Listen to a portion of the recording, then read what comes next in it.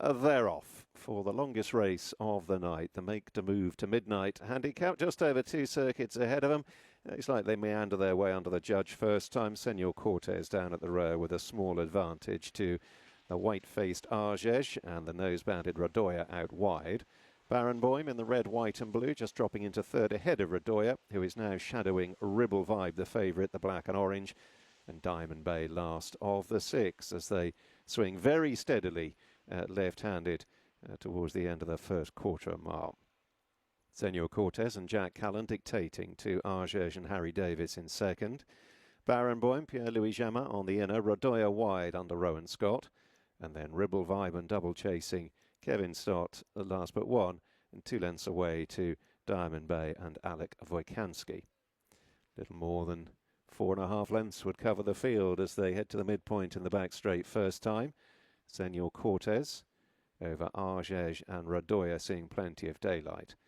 Barenboim covered up away from the wind down at the rail just ahead of Ribble Vibe and then Diamond Bay as they leave the back straight behind them.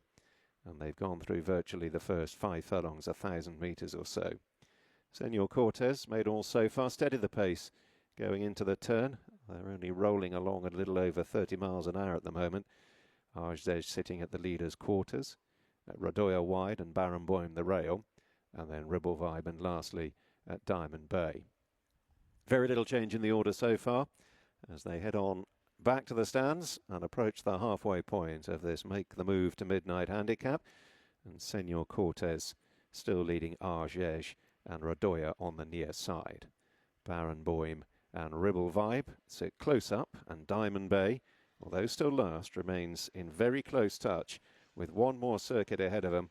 They're now moving on to the final 7 furlongs. Senor Cortez over Argège into the next turn.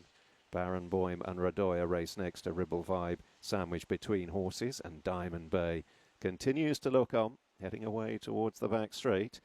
And still Jack Callan very much doing it on his own terms on Senor Cortez.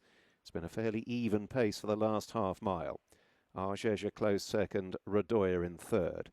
Barenboim on the inner of Ribble Vibe, who's yet to be played. Black and orange silks for Kevin Stott. And Diamond Bay is a length and a half further back. Moving down past the 5 marker now, and still only 4 lengths from top to tail as Argège comes alongside the pace-setting Senor Cortez. Radoya being shaken along. Ribble Vibe poised in behind horses. Barenboim still down at the rails, cut every corner so far. Diamond Bay remains last. Less than half a mile to travel going into the far bend. Argège on the outer of Senor Cortez. Ribble Vibe easing up onto their tails into third alongside Barenboim. Diamond Bay makes a place. Radoya pushed along, has dropped out to be last of 6 and losing touch. 2.5 furlongs to go. Senor Cortez working hard to try and see off Argège. Ribble Vibe now being asked for more as Barenboim in the red, white and blue is finessed into it. Senor Cortez pressing on at the top of the straight, still holds sway over Argège. One from the left, Ribble Vibe powering down the centre. Barenboim on the right joining in, and now Ribble Vibe is hitting top stride and is coming over the top of Senor Cortez. These two dominate the finish, and Ribble Vibe is drawing clear for the horse watchers. David O'Mara, and it's a double on the night for Kevin Stott. Senor Cortez in a head bob for second with Diamond Bay and Barenboim and Argège.